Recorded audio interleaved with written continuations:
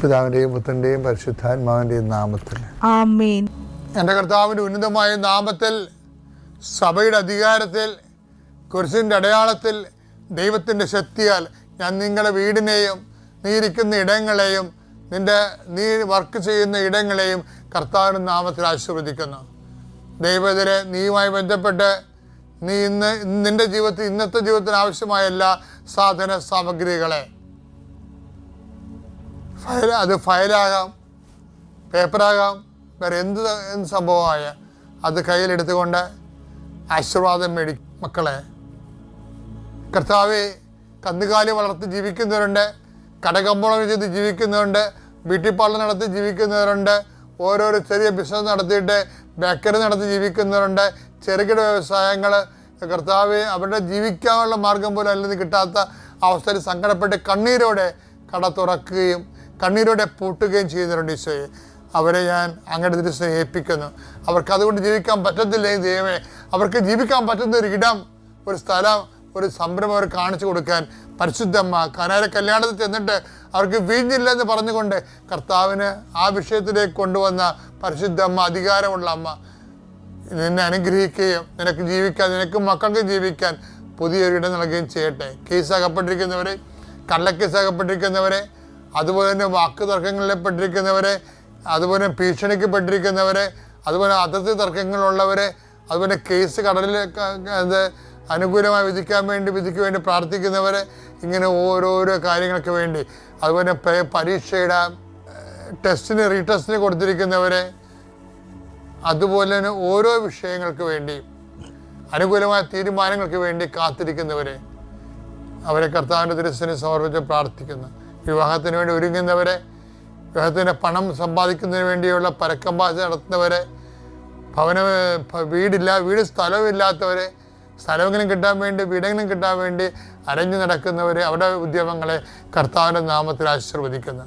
അമ്മേ പരിശുദ്ധമേ, അമ്മേ പരിശുദ്ധമേ, ദൈവമാതാവേ, കൃപാസനത്തിലൂടെ ഞങ്ങൾക്കും ഞങ്ങളുടെ ദേശത്തിനും അമ്മ മധ്യസ്ഥം തേടി തന്ന എല്ലാ അനുഗ്രഹങ്ങൾക്കും കൃപകൾക്കും ഞങ്ങളിപ്പോൾ ഹൃദയം നിറഞ്ഞ നന്ദി പറയുന്നു.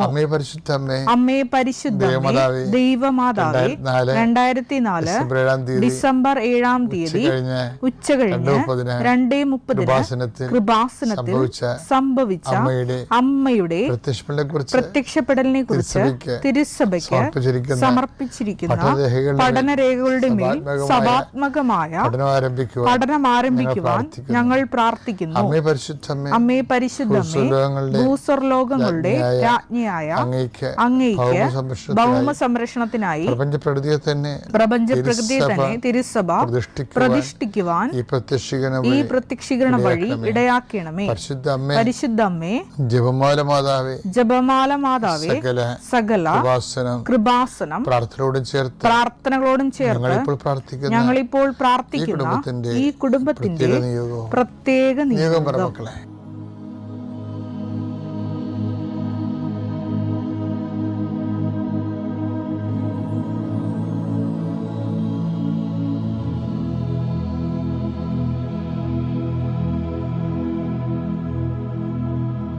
അമ്മയുടെ പ്രത്യക്ഷീകരണത്തിന്റെ ഈ അനുഗ്രഹവേളയിൽ ഞങ്ങൾക്ക് സാധിച്ചു തരുവാൻ കനിയണമേ. സുഖസ്ഥനായ ഞങ്ങളുടെ പിതാവേ, അങ്ങയുടെ നാമം പൂജിതമാകണമേ. അങ്ങയുടെ രാജ്യം വരണമേ. അങ്ങയുടെ തിരുമനസ് സ്വർഗത്തിലെ പോലെ ഭൂമിയിലും ആകണമേ. അന്നു വേണ്ടുന്ന ആഹാരം ഇന്ന് ഞങ്ങൾക്ക് തരണമേ. ഞങ്ങളോട് തെറ്റ് ചെയ്യുന്നവരോട് ഞങ്ങൾ ക്ഷമിക്കുന്നത് പോലെ ഞങ്ങളുടെ തെറ്റുകൾ ഞങ്ങളോടും ക്ഷമിക്കണമേ.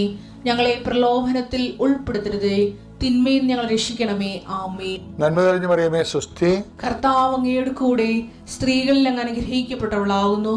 അങ്ങയുടെ ഉദരത്തിൻ ഫലമായി ഈശോ അനുഗ്രഹിക്കപ്പെട്ടവനാകുന്നു. പരിശുദ്ധ മറിയമേ, തമ്പുരാന്റെ അമ്മേ, പാപികളായ ഞങ്ങൾക്ക് വേണ്ടി ഇപ്പോഴും ഞങ്ങളുടെ മരണസമയത്തും തമ്പുരാനോട് അപേക്ഷിക്കണമേ. ആമേൻ. ദൈവസ്നേഹമുള്ളവരാണെങ്കിൽ നമ്മളെ ആക്രമിച്ചാലും ശരി, പറയാനുള്ളത് നമ്മൾ പറയും. എന്താ കാര്യം? നമ്മൾ പറയണത് നമുക്ക് വേണ്ടിയല്ല, ദൈവത്തിന് വേണ്ടിയാണ് പറയണത്. അപ്പം തിന്മകൾ കണ്ടു കഴിഞ്ഞാൽ നയപരമായിട്ടെങ്കിലും നിങ്ങൾ അതിനെ സൂചിപ്പിക്കണം. അല്ലാതെ തിന്മകളെ നിങ്ങൾ സ്വാപ്പിട്ട് കളയരുത്. ഈ ലോകത്തെ ഏറ്റവും വലിയ ഏറ്റവും വലിയ കാര്യം തിന്മകളെ. ഇപ്പം കഴിഞ്ഞ ദിവസങ്ങളിൽ ഒരു ബിഗ് ബോസ് എന്തോ ഒരു പ്രോഗ്രാം ഇല്ലായിരുന്നോ? അപ്പോൾ ഒരു സ്ത്രീ അവിടെ നിന്നും പറഞ്ഞു, ഗേ സെക്സിന് ഞങ്ങൾ വീട്ടിൽ പോലും കയറത്തില്ലെന്ന് പറഞ്ഞു, അല്ലേ? അപ്പോൾ ഉടനെ അവിടെ നിന്നിരിക്കുന്ന ഒരു സിനിമാ നടൻ എന്നാ പറഞ്ഞത്, അങ്ങനൊന്നും പറയരുത്, നമ്മൾ ടോളറൻസ് ഉണ്ടാവണം നമുക്ക്, അല്ലേ? ഞാനാണെങ്കിൽ അവരെ വീട്ടിൽ കയറ്റുമെന്ന് പറഞ്ഞു. അപ്പോൾ ഉടനെ കൈയടിച്ചെല്ലാവരും, അല്ലേ? അതാണ് സമൂഹം. അതാണ്. അതായത് പ്രകൃതി വിരുദ്ധമായൊരു കാര്യമാണ്. പ്രകൃതിക്കൊരു നിയമമുണ്ട്. ആ നിയമം എങ്കിലും പാലിക്കാൻ മനുഷ്യൻ ബാധ്യസ്ഥനാണ്, എങ്കിലും പാലിക്കാൻ. അപ്പോൾ അതിനേക്കാൾ താഴേക്ക് പോകുമ്പോൾ പ്രകൃതി വിരുദ്ധം മാത്രമല്ല, മനുഷ്യത്വരഹിതം കൂടിയായിട്ട് വരും അത്. പക്ഷേ എന്നാ പ്രശ്നം എന്ന് വെച്ച് കഴിഞ്ഞാൽ, അങ്ങനെ തിന്മകളെ നമ്മൾ പ്രോത്സാഹിപ്പിക്കാൻ തുടങ്ങിക്കഴിഞ്ഞാൽ നമുക്ക് ആൾക്കാരുടെ അപ്ലോസ് കിട്ടും, അതിനകത്ത് സംശയമൊന്നുമില്ല. പക്ഷെ മനുഷ്യൻ്റെ മനസ്സാക്ഷിയിൽ തന്നെ ഉണ്ട് ഈ സംഭവം. എന്താണത്? അത്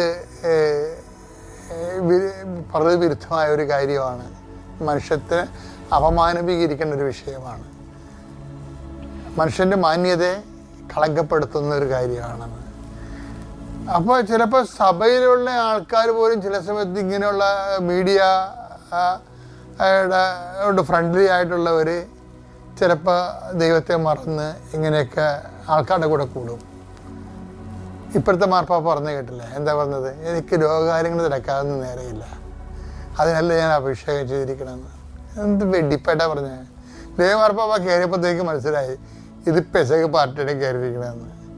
ആ നടപ്പും നിപ്പും നോട്ടങ്ങളും പറയാം. അതായത് പറഞ്ഞെന്താണ്? തുളുമ്പാണ് പറഞ്ഞിരിക്കുന്നത്, എന്നെ ഏൽപ്പിച്ച ജോലി സുവിശേഷം ലോകത്തിന് കൈമാറുകയാണ്. അടിപൊളി. അല്ല, ലോക കാര്യങ്ങൾ സെറ്റ് ചെയ്യുകയല്ല, അതിന് വേറെ ആൾക്കാരുണ്ടെന്ന്. അതല്ലേ പറഞ്ഞേ? കാര്യം ആവശ്യമുള്ള പാട്ടിൽ ഇല്ലാത്ത പാട്ടിൽ കൊണ്ടുപോയി ജനങ്ങളെ പക്ഷപാതം വന്ന് ജനങ്ങളുടെ വിഭാഗ്യതയിലേക്ക് സഭ ഒരു ഇരയായിട്ട് മാറും. സഭയ്ക്ക് നിഷ്പക്ഷമായിട്ട് സുവിശേഷം കൊടുക്കേണ്ട സമയത്ത് സുവിശേഷം തന്നെ കൊടുക്കണം. അതിനുവേണ്ടിയാണ് ഈ പാപ്പാസ്ഥാനം കൊടുത്തിരിക്കുന്നത്. അത് ലിയോ മാർപ്പാപ്പ ശരിക്കും നല്ല വിവേചനത്തോടെയാണ് സംസാരിച്ചത്. ഞാൻ പറഞ്ഞു വരുന്നതിൻ്റെ നിനക്ക് ഒരു കാര്യം മനസ്സിലായോ? അതായത് ഓരോ അവസരങ്ങളും വരണതും പുതിയ ദൈവസ്നേഹത്താൽ നമ്മളെ ഈശോ അനുഗ്രഹിക്കാൻ വേണ്ടി നമ്മൾ ഓരോ ദിവസങ്ങളിൽ നിന്നാണ് നമ്മൾ കൃപയിൽ വളരണത്. ലൂക്കാ 12:32. ചെറിയ അജഗണമേ ഭയപ്പെടേണ്ട. ചെറിയ അജഗണമേ ഭയപ്പെടേണ്ട. വായിച്ചോ. എന്തെന്നാൽ നിങ്ങൾക്ക് രാജ്യം നൽകാൻ നിങ്ങളുടെ പിതാവ് പ്രസാദിച്ചിരിക്കുന്നു. അപ്പോൾ ദൈവത്തിൻ്റെ തിരുമനസ് നിറവേറാൻ ആഗ്രഹിക്കുന്ന ദൈവവചനത്തിന് കീഴ്പ്പെട്ട് നിൽക്കുന്ന നാരായണദാസൻ അതാണ്. അവനാണ് ദൈവരാജ്യത്തിലായിരിക്കണവൻ. അത് കൃപയുടെ ഭാഗമായിട്ട് വരുന്നതാണ്. പ്രസാദിച്ചിരിക്കണം എന്ന് പറഞ്ഞാൽ കേട്ടില്ലേ? അനുഗ്രഹം അല്ല, അത് ലോകരാജ്യത്തിലാണ്. അനുഗ്രഹം ലോകരാജ്യത്തുമുണ്ട്, ഫിസിക്കൽ ഫേവേഴ്സ്. ദൈവരാജ്യത്തിൽ ദൈവരാജ്യം മാത്രമേ, അത് കൃപയുടെ ഫലം ദൈവരാജ്യമാണ്. അപ്പോൾ ഇപ്പം ദൈവരാജ്യത്തിലാണ് നീയെങ്കിൽ നമ്മളെന്നും ദൈവരാജ്യത്തിൽ തന്നെ ആയിരിക്കും. അല്ല, ആരും അന്ത്യവിധി കഴിയുമ്പോൾ നമുക്ക് എടുത്തു വെച്ച് തരേണ്ട കാര്യമില്ല. ഈ ദൈവരാജ്യത്തിൻ്റെ കണ്ടിന്യൂഷനാണ് നമ്മുടെ ജീവിതം. ഇപ്പം നമ്മളെ സംബന്ധിച്ചിടത്തോളം സ്വർഗം ഗ്യാരണ്ടി ചെയ്തുകൊണ്ട് തന്നെ സ്വർഗസ്ഥമായിട്ട് തന്നെ നമുക്ക് മരിക്കാൻ പറ്റും. സുവിശേഷം നൽകുന്ന സാധ്യതയാണ്. അതേപോലെ നീ പ്രയോജനപ്പെടുത്തണം. വിശ്വാസ പ്രമാണം. സർവശക്തനായ പിതാവും ആകാശത്തിന്റെയും ഭൂമിയുടെയും സൃഷ്ടാവുമായ ദൈവത്തിൽ ഞാൻ വിശ്വസിക്കുന്നു. അവിടുത്തെ ഏകപുത്രനും ഞങ്ങളുടെ കർത്താവുമായ ഈശോ മിശിഹായിലും ഞാൻ വിശ്വസിക്കുന്നു. ഈ പുത്രൻ പരിശുദ്ധാത്മാവിനാൽ ഗർഭസ്ഥനായി കന്യകാമറിയത്തിൽ നിന്ന് പിറന്ന് പൊന്തിയോസ് പീലാത്തോസിന്റെ കാലത്ത് പീഡകൾ സഹിച്ച് കുരിശിൽ തറയ്ക്കപ്പെട്ട് മരിച്ച് അടക്കപ്പെട്ട് പാതാളങ്ങളിൽ ഇറങ്ങി മരിച്ചവരുടെ ഇടയിൽ നിന്ന് മൂന്നാം നാൾ ഉയർത്ത് സ്വർഗത്തിലേക്ക് എഴുന്നള്ളി സർവശക്തിയുള്ള പിതാവായ ദൈവത്തിന്റെ വലതുഭാഗത്തിരിക്കുന്നു. അവിടെ നിന്ന് ജീവിക്കുന്നവരെയും മരിച്ചവരെയും വിധിക്കുവാൻ വരുമെന്നും ഞാൻ വിശ്വസിക്കുന്നു. പരിശുദ്ധാത്മാവിലും ഞാൻ വിശ്വസിക്കുന്നു. വിശുദ്ധ കത്തോലിക്കാ സഭയിലും പുണ്യവാന്മാരുടെ ഐക്യത്തിലും പാപങ്ങളുടെ മോചനത്തിലും ശരീരത്തിന്റെ ഉയർപ്പിലും നിത്യമായ ജീവിതത്തിലും ഞാൻ വിശ്വസിക്കുന്നു. ആമേൻ. ഇപ്പം ഞാൻ എന്ത് സംഭവിച്ചത്, ഞാനിപ്പോൾ നിങ്ങളോട് ആദ്യമേ പറഞ്ഞ എന്താണ്, ഈ രണ്ട് സാക്ഷികളിലെ ആൻ്റണി ജോർജും അതുപോലെ തന്നെ സോഫിയ ജോർജും, ഇപ്പം ഇതിൻ്റെ അകത്ത് ഈ രണ്ടുപേർക്കും ഗുരുതരമായ അസുഖങ്ങളാണ്. ഈ സോഫിയയുടെ ജോർജിനും അതുപോലെ ആൻ്റണി ജോർജിനും ഒക്കെ ഗുരുതരമായ അസുഖങ്ങളാണ്.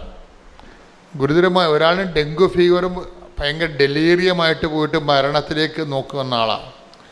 അപ്പോൾ ഈ രണ്ട് കക്ഷികളും ഇവിടെ സാക്ഷ്യപ്പെടുത്തിയിരിക്കുന്നത്, ഉടമ്പടി കാലത്ത് ഞങ്ങൾക്ക് അവർ പറഞ്ഞു ബൈ നേച്ചർ, അവർ പറയണത് രണ്ടുപേരും 2 ദിവസം പറഞ്ഞതാണ്, സാക്ഷ്യങ്ങളാണ്, ഞാനിപ്പോൾ ഒന്നായിട്ട് പറയണതാണ്. ബൈ നേച്ചർ ഞാൻ നിസ്സാര കാര്യങ്ങളിൽ പോലും വല്ലാത്ത സങ്കടം കാണിക്കുന്ന ആളാണ്, സംഘർഷം കാണിക്കുന്ന ആളാണ്. നിസ്സാര കാര്യങ്ങളെ ഉണ്ടാകത്തുള്ളൂ. ഞാൻ പെട്ടെന്ന് ടെൻഷനാവും, പെട്ടെന്ന് ഭീതിയാവും, എനിക്ക് ഭക്ഷണം കഴിക്കാൻ തോന്നത്തില്ല, ആരോടും മിണ്ടത്തില്ല. അങ്ങനെ ഈ രണ്ട് കക്ഷികളും പറഞ്ഞ ഇതാണ്. പക്ഷെ ഉടമ്പടി എടുത്തു കഴിഞ്ഞപ്പോൾ ഇവർക്ക് രണ്ടുപേർക്കും മരണകരമായ രോഗമാണ് പെട്ടിരിക്കുന്നത്. പക്ഷെ ഉടമ്പടി ഉടമ്പടി പ്രൊസീജിയറിലോട്ട് പോയി കഴിയുമ്പോൾ ഇവർക്ക് ആന്തരികമായൊരു അഭിഷേകം കിട്ടും. എന്താണ്? ഇപ്പോഴും ഞാൻ പുല്ലിൻ്റെ പുറത്തു കൂടി, ഇപ്പം ജോർജൊക്കെ പറയുന്നത്, ഇപ്പം ഞാൻ പുല്ലിൻ്റെ പുറത്തു കൂടി നടക്കണ പോലെ ഞാനങ്ങനെ ഫീൽ ഫ്രീ ആണെന്ന്. ഇതിനാണ് പുള്ളി പറയുവേ, എൻ്റെ പഴയ പ്രശ്നത്തിന് മാറ്റമൊന്നും ഇല്ല, ആ പ്രശ്നം അതുപോലെ തന്നെ ഉണ്ട്, പക്ഷേ I don't feel it now. പ്രശ്നങ്ങളങ്ങനെ ഉണ്ട്, അതുപോലെ നിൽക്കുന്നുണ്ടെങ്കിലും എനിക്കിപ്പോൾ അത് ഫീൽ ചെയ്യുന്നില്ല. ഇതിനാണ് ആന്തരിക അഭിഷേകം എന്ന് പറയണത്. അത് ഭയങ്കരമാണ് ശരിക്കും പറഞ്ഞാൽ. ക്രിസ്തീയമായിട്ടുള്ള എല്ലാ അനുഗ്രഹങ്ങളുടെയും ഒരു അടിസ്ഥാന ഘടകം അഭിഷേകമെന്ന് പറയും. അതായത് ദൈവ സ്നേഹം നമ്മളിൽ നിറഞ്ഞു കഴിയുമ്പോൾ നമ്മൾ സത്യസന്ധമായിട്ടാണ് ഇത് ഫോളോ ചെയ്യണമെന്ന് ദൈവത്തിന് മനസ്സിലായി കഴിഞ്ഞാൽ നമ്മുടെ ആന്തരിക ഇമോഷണലായിട്ടുള്ള ആന്തരിക വൈകാരികമായ മേഖലകളെ ദൈവം അഭിഷേകം ചെയ്യും. നമുക്കത് ഫീൽ ചെയ്യത്തില്ല. നമ്മൾ പോകുന്നത് വളരെ മോശം കണ്ടീഷനിലൂടെയാണെങ്കിലും നമ്മൾക്ക് അത് ഫീൽ ചെയ്യത്തില്ല. ഇത് പ്രാർത്ഥനയിൽ എനിക്ക് തോന്നുന്നത് ആദ്യം നമ്മൾ വാങ്ങിച്ചെടുക്കേണ്ട അനുഗ്രഹം ഇതാണ്. കാര്യം എപ്പോഴും നമ്മൾ ഓർത്തേക്കണം. കാര്യം ഈ ടെൻഷൻ, ഇപ്പോൾ നിങ്ങൾ പ്രസവിക്കാൻ പോണവരാണെങ്കിലും നിങ്ങൾക്ക് ഡെലിവറി ടൈം ആകുമ്പോൾ ഭയങ്കര ഉത്കണ്ഠയാണ്. അപ്പോൾ ഡോക്ടർമാരാണെങ്കിൽ ഇപ്പോഴത്തെ ഒരവസ്ഥ എന്ന് വെച്ചാൽ ഉത്കണ്ഠ ഇല്ലാത്തവനും ഉണ്ടാക്കി തരണ രീതിയാണ് അവർ പറയണത്. കൊച്ചു തിരിഞ്ഞു വരത്തില്ല, കിറാൻ പോവുകയാണ്, ചിലപ്പോൾ കൊച്ചിനെ 1 മാസം കാണാൻ പറ്റത്തില്ല. അവരെല്ലാം നേരത്തെ പറയും. അവരെല്ലാം നേരത്തെ പറയുന്നത് കഴിഞ്ഞാൽ എന്തെങ്കിലും സംഭവിച്ചാൽ പിന്നെ, അല്ലെങ്കിൽ നിങ്ങൾ പറയത്തില്ലേ ഇവിടെ ഒരു കുഴപ്പമില്ല, ഞാൻ വന്നതാണ്, ഇപ്പം ഞാൻ ഇങ്ങനെ പോയി, ഇയാളാണ് കുഴപ്പമെന്ന് ഡോക്ടറിനെതിരെ കേസ് കൊടുക്കും. അത് കാരണം അവരില്ലാത്തതൊക്കെ നേരത്തെ പറഞ്ഞു പിടിപ്പിക്കും. അപ്പം നമ്മൾക്കെന്താ വരണത്? നമ്മൾ സംഘർഷം കയറി തലക്ക് വെളിവില്ലാത്ത രീതി നടക്കും. അപ്പോൾ ഇതുപോലെ നമ്മളെ പാസിഫൈ ചെയ്യുന്നതിനുപരി ഇതുപോലെയുള്ള സംഘർഷ സാധ്യതകളുടെ സമയത്ത് നമുക്ക് വേണ്ടത് അഭിഷേകമാണ്. അപ്പം നിങ്ങൾ ഈ ഉടമ്പടിക്കാലത്ത് എപ്പോഴും ശ്രദ്ധിക്കേണ്ടത്, ഉടമ്പടിയിൽ ഒത്തിരിയേറെ ഫോർമുലയുണ്ട്. ഇങ്ങനെ ദൈവമായിട്ട് ഇൻട്രാക്ട് ചെയ്തിരിക്കാൻ സത്യസന്ധമായിട്ട്. പാപവും ഒന്ന് ഒഴിവാക്കിയാൽ മതി, എനിക്കങ്ങനെ തോന്നിയിരിക്കണത്. അല്ലെങ്കിൽ ഉടമ്പടി എടുക്കുന്നവർ വളരെ വൃത്തിയായിട്ടാണ് ജീവിക്കണത്. അപ്പം അതൊന്ന് ആ മേഖല ഒന്ന് ശ്രദ്ധിച്ചാൽ മതി. ശ്രദ്ധിച്ച് കഴിഞ്ഞിട്ട് നിങ്ങളുടെ പ്രാർത്ഥനയുടെ ടൈമൊന്ന് കൂട്ടിയിരിക്കണം. ഇപ്പോൾ പ്രാർത്ഥനയുടെ ടൈമൊന്ന് കൂട്ടിക്കഴിഞ്ഞാൽ നിങ്ങൾ ആദ്യം പ്രാർത്ഥിക്കേണ്ടത് കൂടുതൽ പ്രാർത്ഥിക്കാൻ വേണ്ടി കൂടുതൽ സമയം ദൈവദിവസത്തിന് ചെലവഴിക്കാൻ വേണ്ടി നിങ്ങൾ പ്രത്യേകം പ്രാർത്ഥിക്കണം. അവിടെ ഉടമ്പടി എടുത്തു എന്നല്ല, ഉടമ്പടി എടുക്കുമ്പോൾ ഒരു നിയോഗം വെക്കേണ്ടത് ഇതാണ്: കുറച്ച് സമയം കർത്താവിൻ്റെ തിരുസന്നിധി. ഇപ്പോൾ ഞാൻ ഈ ദിവസങ്ങളിലൊക്കെ പ്രാർത്ഥിക്കണം എന്താണെന്ന് എനിക്കറിയാവോ? അതായത് ദിവ്യകുർബാന സ്വീകരിച്ച് കഴിഞ്ഞ് എനിക്ക് കുറച്ച് സമയം, ആ സമയം കർത്താവ് എന്നോട് സംസാരിക്കണം, എനിക്ക് കർത്താവിനോട് സംസാരിക്കണം. അതാണ് ഞാൻ ഈ ഒരാഴ്ച മുഴുവൻ പ്രാർത്ഥിച്ചുകൊണ്ടിരുന്നത്. എനിക്കതിലെന്തോ ഒരു കുറവുണ്ടെന്ന് എനിക്ക് തോന്നിപ്പോയത് കൊണ്ട് ഞാൻ പ്രാർത്ഥിച്ച കുർബാന സ്വീകരിക്കുന്ന സമയത്ത് എനിക്ക് മുമ്പത്തേക്കാൾ കൂടുതലായിട്ട് അങ്ങയോട് സംസാരിക്കാനും അങ്ങ് പറയേണ്ടത് എനിക്ക് മനസ്സിലാകാനും അങ്ങനെ ഒരു ഇൻറ്റിമസി ഫീൽ ചെയ്യാൻ എന്നെ അനുഗ്രഹിക്കണം. അതാണ് എൻ്റെ പ്രാർത്ഥന. അതുപോലെ നിങ്ങളും പ്രാർത്ഥിക്കണം. എന്താ വെച്ചാൽ ഉടമ്പടി എടുത്തു കഴിയുമ്പോൾ നിങ്ങൾ ദൈവത്തോട് കൂടുതൽ അടുക്കാൻ വേണ്ടി, അടുത്ത് കഴിഞ്ഞാൽ ഉണ്ടായ ഗുണം എന്ന് പറയുക, നമുക്ക് ഈ വചനം വായിക്കാൻ തന്നെ ഒരു അഭിഷേകം കിട്ടും. പ്രാർത്ഥിക്കാൻ വേറെ അഭിഷേകമുണ്ട്. പ്രാർത്ഥിക്കുന്നത് വല്ലാത്ത ഒരു സന്തോഷമായിട്ട് നമുക്ക് തോന്നും. ഇപ്പം നിങ്ങൾ എങ്ങനെയെങ്കിലും പ്രാർത്ഥിച്ച് അവസാനിപ്പിച്ച് ഈ പൂച്ച കുരിശ് വരയ്ക്കാൻ പോലെ ചാടിപ്പുറത്ത് ചാടണമെന്നല്ലേ? അങ്ങനെ നിങ്ങൾ ചാടിപ്പുറത്ത് നിങ്ങൾ പ്രാർത്ഥിച്ചൊരു കാര്യമില്ലെന്ന് ഞാൻ പറയത്തുള്ളൂ. കഥയുമില്ല. കാര്യം അതൊരു രജിസ്റ്റർ ആകത്തില്ല. നിങ്ങൾ എന്തെങ്കിലും കാട്ടിക്കൂരി ഒപ്പിച്ചുണ്ടാക്കിയിട്ട് ആർക്കാനും വേണ്ടി ഓക്കാനിക്കണ പോലെയൊക്കെ പ്രാർത്ഥിക്കത്തില്ലേ? അഭ്യാസമൊന്നും കാണിച്ചിട്ട് കാര്യമില്ല. ഇങ്ങനെ എത്ര അഭ്യാസക്കാർ ദൈവം കണ്ടതാണ്. അപ്പം അതുകൊണ്ട് അതിന് നിങ്ങൾ ചെയ്യേണ്ട കാര്യം എന്ന് വെച്ച് കഴിഞ്ഞാൽ പ്രാർത്ഥിക്കാനുള്ള ഒരു വരപ്രസാദം, കൂടുതൽ സമയം. കഴിഞ്ഞ ദിവസങ്ങളിലെ ഒരു സാക്ഷ്യം ഉണ്ടായിരുന്നു. ഒരു ഡിപ്ലോമാറ്റായിരുന്നു, UN ഡിപ്ലോമാറ്റിൽ അവർക്ക് ജോലി കിട്ടാനുള്ള യാതൊരു സാധ്യതയുമില്ല. അവർ മലയാളി ലേഡിയാണ്. അവർ താമസിക്കുന്നത് വടക്കേ ഇന്ത്യയിലാണെങ്കിലും ഇപ്പോൾ UN ഡിപ്ലോമാറ്റിൽ അവർക്ക് ജോലി കിട്ടാനുള്ള, അവിടെ കോമ്പറ്റേറ്റീവ് ആയിട്ടുള്ള ഒപ്പോണൻസൊക്കെ വരണത് വല്ല ഇൻ്റർനാഷണൽ ലെവലിലുള്ള ആൾക്കാരാണ് വരണത്. അപ്പം അവരോട് കിടപിടിക്കുന്ന രീതിയിൽ ഇൻ്റർവ്യൂവിനെ പ്രസൻറ്റ് ചെയ്യാൻ, പെർഫോം ചെയ്യാൻ ഇവർക്ക് പറ്റണില്ല. അപ്പോൾ ഇവർ ആ കാര്യം, അവളുടെ കഴിവ് കേടുകൾ അവളുടെ അമ്മ ഉടമ്പടി എടുത്തപ്പോൾ ഇവൾക്കൊരു കുഴപ്പമുണ്ട്. കാര്യം ഇവൾക്ക് അമ്മ എപ്പോഴും ഉടമ്പടിയെക്കുറിച്ചൊക്കെ പറയുന്നുണ്ടെങ്കിലും ഇവളത് അമ്മയോട് കുറച്ച് കാര്യമൊക്കെ ഉള്ളത് കാരണം അവൾ ശ്രദ്ധിച്ച് കേൾക്കുമെന്നല്ലാതെ ഒന്നും അനുസരിക്കത്തില്ല, പ്രാർത്ഥിക്കത്തൊന്നുമില്ല. കേൾക്കും, ശരി എന്നൊക്കെ പറയും. അങ്ങനെ അമ്മയുമായിട്ട് ഇടിവെക്കാൻ കഴിയില്ല, അമ്മക്കൊരു വിഷമം ഉണ്ടാക്കാൻ കഴിയില്ല. പക്ഷേ ഇവൾക്ക് വിശ്വസിക്കത്തില്ല. അമ്മ പറഞ്ഞൊക്കെ കേൾക്കും, പക്ഷെ വിശ്വസിക്കത്തില്ല. അങ്ങനെ ഒരു വർഗമുണ്ട് കുറേ പേര്. പറയണ എല്ലാം കേൾക്കും. ഇപ്പം ഞാൻ പറയണ കേൾക്കും, പക്ഷെ വിശ്വസിക്കത്തില്ല. അങ്ങനൊരു ടൈപ്പാണ് ഇവള്. കാര്യം അവൾക്ക് പ്രത്യേകിച്ച് കാര്യമൊന്നുമില്ല. പത്താഴം പെറ്റ് ചക്കി കുത്തി അമ്മ വെച്ച് ഞാനുണ്ട്, നമുക്ക് കുഴപ്പമില്ലല്ല, ഭക്ഷണം കിട്ടുന്നുണ്ടല്ല. അതുകൊണ്ട് അവർക്ക് അത് ദൈവത്തിനെ വേണമെന്ന് തോന്നണില്ല. ഇപ്പം ഈ കക്ഷിക്കൊരു കുഴപ്പമായി. ഇപ്പോൾ ഇവിടെ കോമ്പറ്റേറ്റീവ് സൈഡിലേക്ക് വന്നപ്പോൾ ഒപ്പോണൻസ് ഒത്തിരി പവർഫുള്ളാണ്. അത് ഇൻ്റർനാഷണൽ ഒപ്പോണൻസാണ് വരുന്നത്.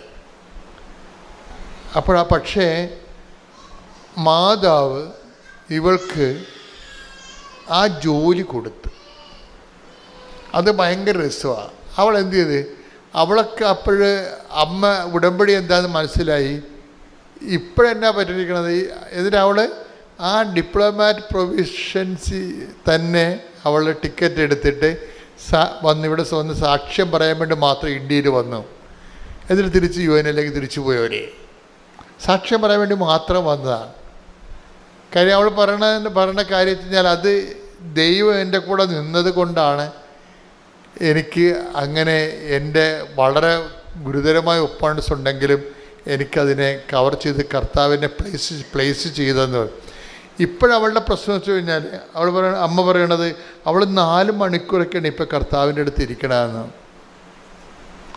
ഈ UN ഡിപ്ലോമാറ്റ് ഇപ്പോൾ കർത്താവിൻ്റെ അടുത്ത് ഇരിക്കണത് 4 മണിക്കൂറേ ഒറ്റ സ്ട്രെച്ചിൽ. അപ്പോൾ നമ്മളിപ്പോൾ നിങ്ങൾക്കിപ്പോൾ 4 മിനിറ്റ് പോലും ഇരിക്കാൻ പറ്റണില്ലല്ലോ. നിങ്ങൾ പ്രെയർ ടൈം കൂടുതൽ നേരം കർത്താവിൻ്റെ കൂടെ ഇരിക്കാൻ നിങ്ങൾക്ക് അനുഗ്രഹം കിട്ടിയാൽ ഈ ആൻ്റണി ജോർജിനും മറ്റേ സോഫിയ ജോർജിനും ഈ ആൻ്റണി ജോർജിനും ഉണ്ടായ അനുഭവം നിങ്ങൾക്കുണ്ടാകും. എന്താണ്? ആന്തരിക അഭിഷേകം ഉണ്ടാകും. അത് പ്രെയറിന് മാത്രമേ തരാൻ പറ്റത്തുള്ളൂ. നമ്മുടെ ഈ പ്രെയർ എന്ന് പറയുമ്പോൾ ആന്തരിക അഭിഷേകം ഉണ്ടായിക്കഴിഞ്ഞാൽ ഈ നിസ്സാര കാര്യങ്ങളിൽ ഇപ്പോൾ ചില ആൾക്കാർ പെട്ടെന്ന് ടെൻസ്ഡായി പോലെ എല്ലാ വിഷയങ്ങളോടും ഒരു വേദി ഒക്കെ ഉണ്ടാകുമ്പോൾ കുഞ്ഞു കാര്യങ്ങളെ പോലും പെട്ടെന്ന് സങ്കടപ്പെടുന്ന സ്വഭാവമില്ലേ? അതിന് വേണ്ടത് ആന്തരിക സൗഖ്യമല്ല വേണ്ടത്, ആന്തരിക ഇന്നർ അനോയിൻറ്റിങ്ങാണ് വേണ്ടത്. ഇന്നർ അനോയിൻറ്റിങ് പ്രാർത്ഥനയുടെ ഒരു ഭാഗമാണ്. അത് കഴിഞ്ഞിട്ട് ഞാൻ ഈ ഹോസ്റ്റലിൽ നിന്നോട് തന്നെ ഒരു പ്രാവശ്യം എക്സാം എഴുതി, അന്നും ഞാൻ ഫെയിലായി. പിന്നെ ഞാൻ ഹോസ്റ്റലിൽ നിന്നൊക്കെ നിർത്തി ഞാൻ വീട്ടിലേക്ക് തന്നെ പോയി OET എന്നെ കൊണ്ട് സാധിക്കില്ല. അപ്പോഴും ഈ അച്ഛൻ പറഞ്ഞൊക്കെ ഒരു എന്താ പറയുക, അത്ര സീരിയസ് ആക്കിയൊന്നും ഞാൻ എടുത്തില്ല.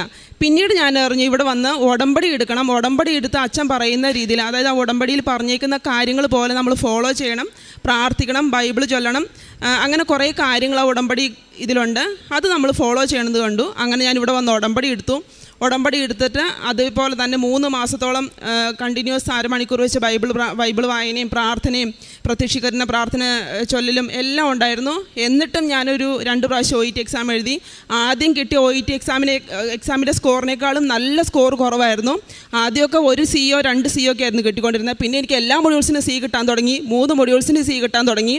അപ്പോൾ ഞാൻ വിചാരിച്ചു എന്നെ പരീക്ഷിക്കുന്നതാണോ, കൃപാസനത്തിൽ വന്ന് ഉടമ്പടി എടുത്തിട്ട് ഒരു ഗുണവും ഇല്ലാതെ പോയോ എന്നൊക്കെയായിരുന്നു എൻ്റെ ചിന്ത. പക്ഷേ എന്നാലും ഞാൻ വിട്ടുകളയാതെ ഞാൻ പ്രാർത്ഥിച്ചു.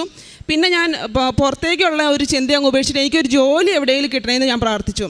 അങ്ങനെ പിന്നീട് ഞാൻ ഒരു ഡേറ്റ് എടുക്കാൻ വേണ്ടി എൻ്റെ കോലഞ്ചേരിയിൽ തന്നെയുള്ള ഒരു ഇൻസ്റ്റിറ്റ്യൂട്ടിൽ ഡേറ്റ് എടുക്കാൻ വേണ്ടിയിട്ട് ഞാൻ ചെന്നപ്പം അവിടുത്തെ ആ ഇൻസ്റ്റിറ്റ്യൂട്ടിലെ മിസ് എൻ്റെ പ്രൊഫൈൽ ഓപ്പൺ ചെയ്ത് കഴിഞ്ഞപ്പോൾ എൻ്റെ ഒത്തിരി പ്രാവശ്യം OET എഴുതിയത് കണ്ടു. അതിനടുത്തുള്ള എൻ്റെ സ്കോറുകൾ കണ്ടു. റൈറ്റിങ്ങിന് സ്പീക്കിങ്ങിന് നല്ല സ്കോർ 390, 400 അങ്ങനെയൊക്കെ റൈറ്റിങ്ങിന് സ്പീക്കിങ്ങിന് സ്കോറുണ്ട്. അത് കണ്ടപ്പോൾ റീഡിങ്ങിനും ലിസണിങ്ങിനാണ് എനിക്ക് സ്കോർ കിട്ടാത്തത്.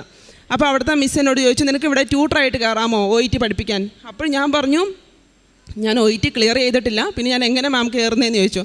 അപ്പോൾ മാം പറഞ്ഞു കുഴപ്പമില്ല, നിനക്ക് റൈറ്റിംഗ് സ്പീക്കിംഗ് നല്ല സ്കോർ ഉണ്ടല്ലോ, നീ ഇവിടെ കയറിക്കോ, നിനക്ക് പിള്ളേരെ പഠിപ്പിക്കാൻ സാധിക്കും എന്ന് പറഞ്ഞു.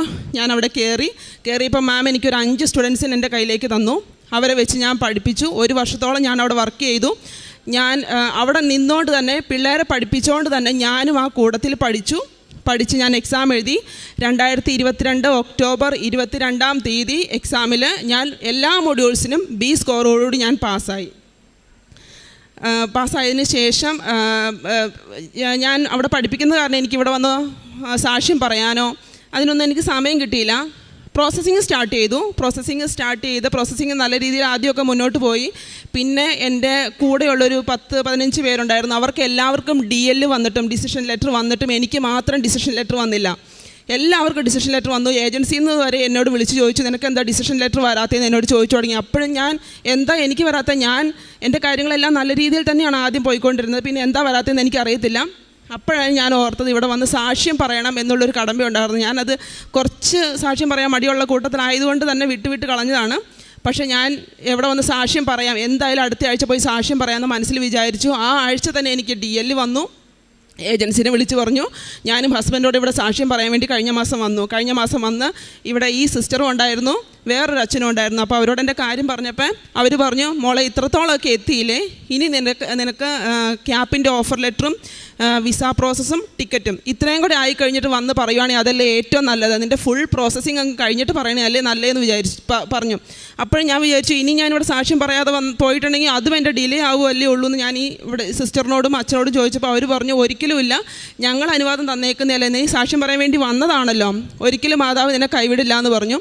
അങ്ങനെ ഞങ്ങൾ ഇവിടുന്ന് പ്രാർത്ഥിച്ച് ഞങ്ങൾ അന്ന് പോയി. ആ ആഴ്ച തന്നെ എനിക്ക് ക്യാപ്പിനുള്ള അഡ്മിഷൻ കിട്ടി. ക്യാപ്പ് എന്ന് പറഞ്ഞാൽ നമ്മൾ നേഴ്സുമാർ ന്യൂസിലാൻഡിൽ ചെന്നിട്ട് ഒരു 1.5 മാസത്തെ ഒരു ക്ലാസ് അറ്റൻഡ് ചെയ്യണം. 6 വീക്സ് കോഴ്സാണത്.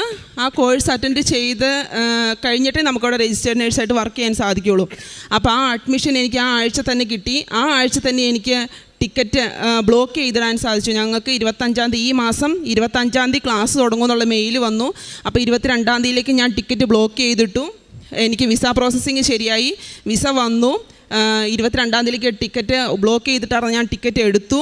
ഇതെല്ലാം കഴിഞ്ഞു. ഇനി 4 ദിവസം കൂടെ ബാക്കിയുള്ളൂ. ഈ ചൊവ്വാഴ്ച രാത്രി 10:30-ക്കാണ് എൻ്റെ ഫ്ലൈറ്റ്. ഞാനിവിടെ ഒന്ന് സാക്ഷ്യം പറയാൻ വേണ്ടി വന്നതാണ്. എങ്കിലും ഞാൻ ഈ കാശ് രൂപം വെച്ച് ഞാൻ എക്സാമിന് പോയിട്ടുള്ളൂ. പല എക്സാം സെൻറ്ററിൽ ചെല്ലുമ്പോഴും അവർ പറയും ഇങ്ങനത്തെ സാധനങ്ങളൊന്നും ഉപയോഗിക്കാൻ പാടില്ല, കയറ്റരുത്, നമുക്ക് പെൻസിലും പേനയും മാത്രമേ കയറ്റാൻ പറ്റുള്ളൂ എന്ന് അവർ പറയും. എന്നാൽ അങ്ങനെ കൈ പിടിക്കാൻ പറ്റിയില്ല ഞാനിത് കഴുത്തിലിട്ടുകൊണ്ട് പോകും. എന്നിട്ട് റീഡിങ്ങിൻ്റെ ഒക്കെ നമുക്ക് ഈ ഓപ്ഷൻസ് ഉണ്ട്, ABC ഓപ്ഷൻസ്, B പാർട്ടും C പാർട്ടും ഓപ്ഷൻസ് ആണ്. അപ്പം ഞാൻ ഈ കാശ് രൂപം കഴുത്തിൽ നിന്ന് ഊരി അവരാരും കാണാതെ ഞാൻ പ്രാർത്ഥിച്ച് വായിച്ചിട്ട് മനസ്സിലാകാത്ത ക്വസ്റ്റ്യനിൽ കാശ് രൂപം വെച്ചാണ് ഞാൻ തൊട്ട് എക്സാം എഴുതാറ്. ശരിയാണോ തെറ്റാണോ എന്നൊന്നും എനിക്കറിയത്തില്ല. മനസ്സിലാകാത്ത ക്വസ്റ്റ്യൻസിനും മനസ്സിലാവാത്ത പാരഗ്രാഫും ഈ കാശ് രൂപം വെച്ച് ഞാൻ എഴുതും. എങ്ങനെയോ ഞാൻ പാസ്സായി. എന്തായാലും അത്രേ എനിക്കറിയുള്ളൂ. കാശ് രൂപം ഉപയോഗിക്കരുതെന്ന് പറഞ്ഞാലും ഞാൻ ഉപയോഗിച്ചു. പിന്നെ ഒരു സാക്ഷ്യത്തിൽ ഞാൻ കേട്ടായിരുന്നു, അമ്മയുടെ പ്രത്യക്ഷീകരണത്തിൻ്റെ സ്ഥിരം സാക്ഷിയായി യേശുവിൻ്റെ നാമത്തിൽ എന്നെ ഉയർത്തണമേ എന്നുള്ളൊരു വചനം. അത് ഭയങ്കര എഫക്റ്റീവായിട്ട് എനിക്ക് തോന്നി.